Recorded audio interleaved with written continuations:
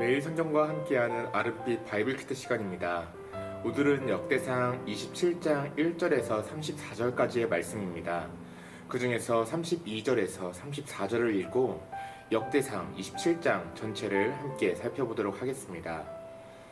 다윗의 숙부 요나단은 지혜가 있어서 모사가 되며 서기관도 되었고, 학모니의 아들 여히엘은 왕자들의 수종자가 되었고, 아이도벨은 왕의 모사가 되었고, 아렉사람 후세는 왕의 벗이 되었고, 브나야의 아들 여호야다와 아비아달은 아히도벨의 뒤를 이었고, 요압은 왕의 군대 지휘관이 되었더라.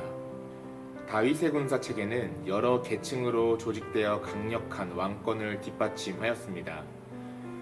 군 사령관 요압이 군 전체를 지휘하였고 600명의 군대가 있었던 것으로 보입니다. 이외에도 직업 군인들 외에 일반 백성 중에서도 민병대 성격의 상비군이 조직되어 있었습니다. 이 상비군은 24,000명씩 12개의 반으로 나뉘어 한 해 동안 매달 번갈아 복무하는 방식이었습니다.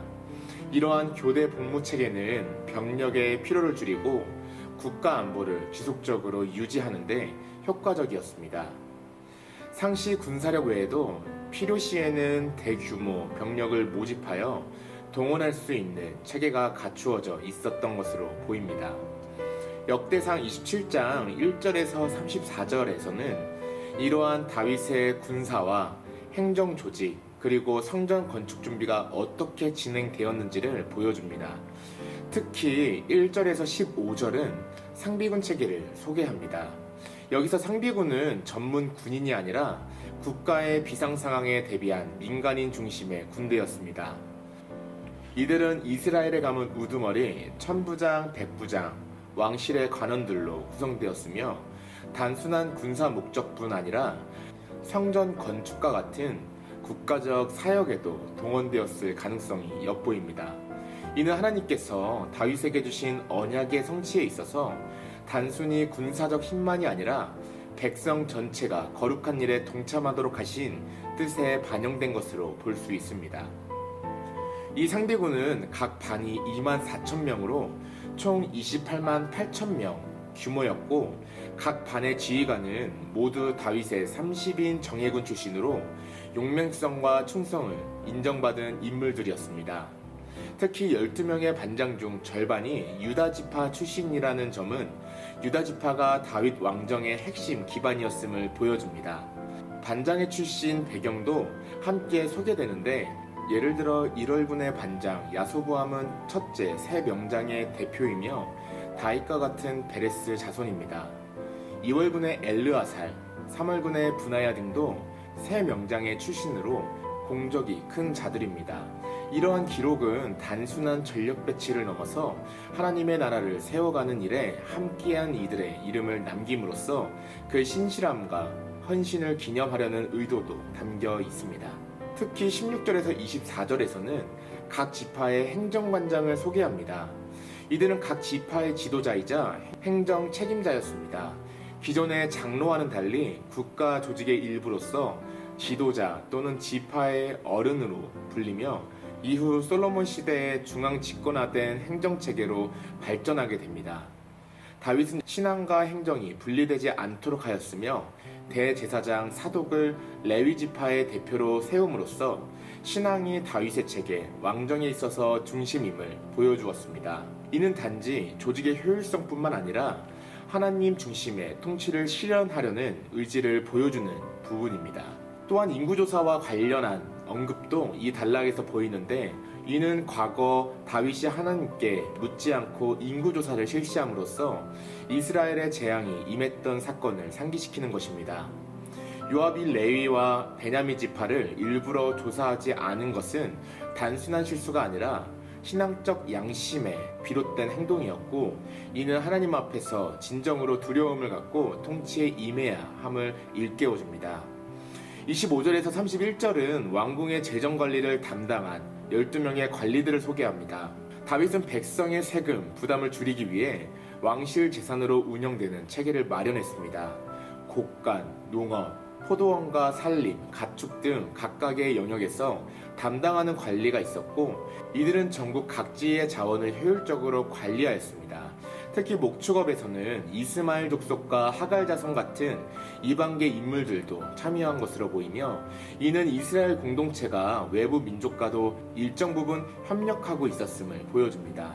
32절에서 34절은 다윗 왕의 정책과 군사 자문을 맡은 참모 7인을 소개합니다.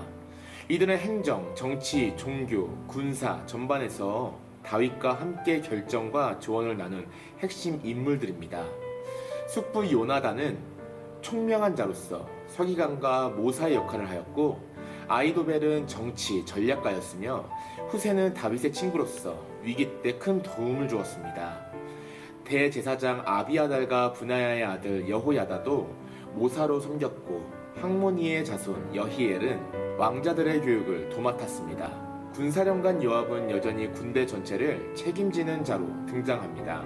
이처럼 당시 통치는 한 사람의 독단이 아니라 각 부서의 지도자들과 유기적으로 협력하는 구조 속에서 이루어졌습니다. 특히 신앙과 행정, 군사, 정치가 서로 분리되지 않고 한 중심을 향해 통합되어 있다는 점에서 다윗 왕조의 견고함과 하나님 중심 통치가 함께 드러납니다. 하나님의 언약에 기초한 다윗의 정치 체계는 단순한 정치 기술이 아닌 말씀에 근거한 거룩한 나라를 이루기 위한 헌신의 결과였습니다. 이 당시 이스라엘은 특정 지파의 부담에 쏠리지 않도록 한 공정한 구조를 보였으며, 한 나라를 함께 책임지는 공동체적 연대감을 드러내는 체계였습니다. 이는 모든 성도가 그리스도의 몸된 교회를 세우는데 각자의 역할을 잘 감당해야 함을 보여주는 대목입니다. 성도는 혼자만의 신앙이 아니라 함께 진리를 지키는 공동체적 싸움으로서의 영적 전쟁을 치러야 할 것입니다. 각자에게 주어진 자리를 신실히 감당할 때 우리는 그리스도의 군사로서 하나 되어 승리할 수 있습니다. 이 모든 구조 속에서 드러나는 중요한 메시지는 다윗이 세운 나라는 단순한 인간의 통치가 아니라 하나님의 약속 위에 세워졌다는 사실입니다. 그러므로 질서와 조직은 단지 효율을 위한 수단이 아니라 하나님 나라 백성답게 살아가기 위한 축복의 통로인 것입니다. 오늘날 우리의 삶과 교회에서의 섬김도 마찬가지입니다.